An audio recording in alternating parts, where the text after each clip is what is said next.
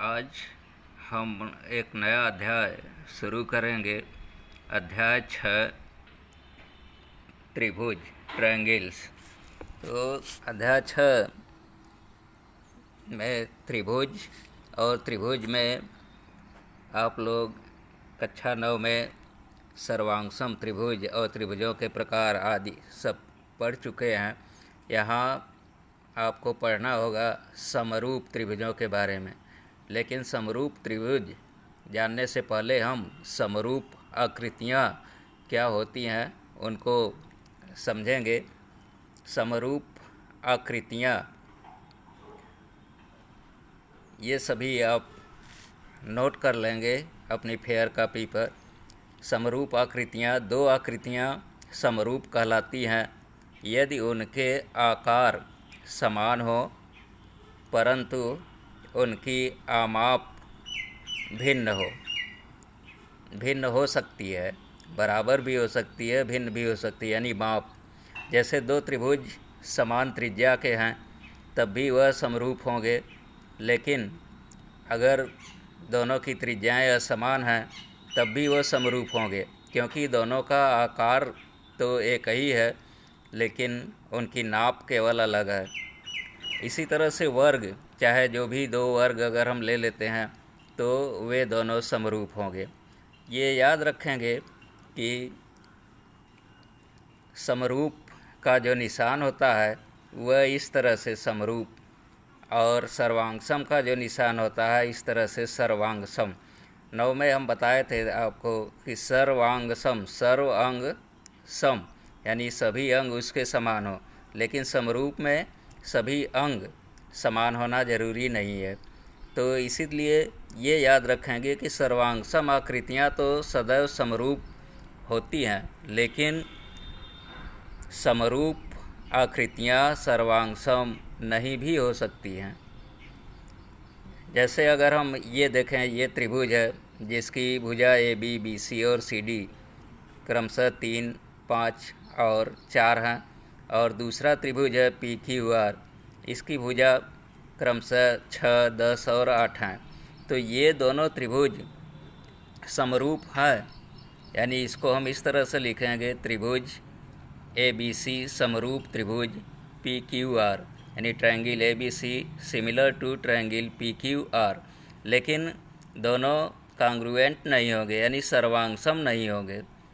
अगर दोनों के बराबर भुजाएं भी बराबर रहती और कोण भी बराबर रहते तब तो सर्वांगसम होते। तो इस तरह से ये सर्वांगसम आकृतियाँ हैं। और इसी तरह से समरूप बहुभुज अगर हम देखेंगे तो समरूप बहुभुज की परिभाषा यानी सिमिलर पॉलीगन्स, दो बहुभुज समरूप होते हैं यदि उनके संगत कोण बराबर हों और उनकी संगत भुजाएं एक ही अनुपात में हों, अर्थात उनकी भुजाएं क्या हों, समानुपाती हों। जैसे हम ये दो पंचभुज बनाए हैं ए बी सी डी ई, एक पंचभुज है, दूसरा पंचभुज है P Q R S T.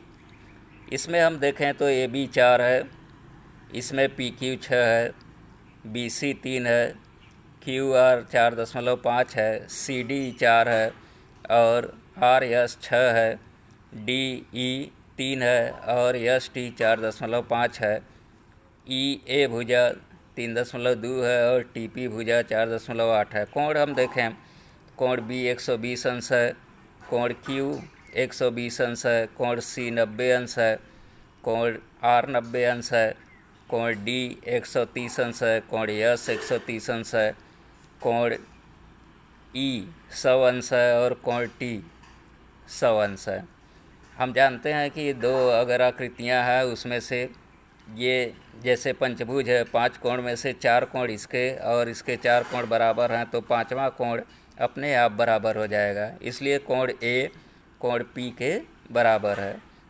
तो ये दोनों पंचभुज यानी पंचभुज ए बी सी डी समरूप होगा पंचभुज पी क्यू आर एस। क्यों? क्योंकि देखो, कोण ए बराबर कोण पी के, कोण बी बराबर कोण क्यू के, कोण सी बराबर कोण आर के, कोण डी बराबर कोण एस के और कोण ई बराबर कोण टी के, यानी कोण सभी बराबर हैं। दूसरा, अगर भुजाओं का अनुपात देखें, ए बी बटे पी क्यू बराबर है बी सी बटे क्यू आर बराबर सी डी बटे आर एस बराबर डी ई बटे एस टी बराबर ई ए बटे टी पी।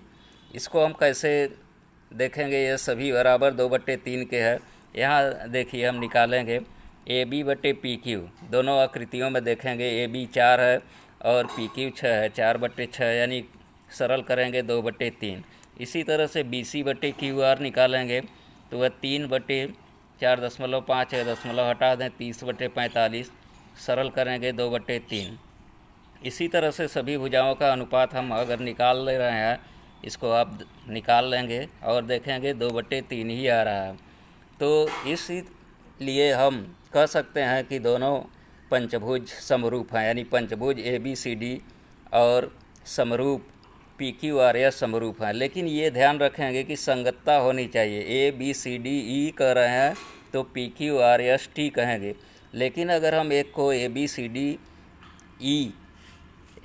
डी ई कहें और दूसरे को R S T P Q कहें तो दोनों को समरूप नहीं कहेंगे, क्योंकि इसमें कोण ए अगर लेंगे तो कोण आर के बराबर नहीं है, कोण बी कोण एस के बराबर नहीं है। ऐसे इसलिए ये दोनों यानी संगतता होनी चाहिए, जो बराबर है उसी क्रम में लिखा होना चाहिए।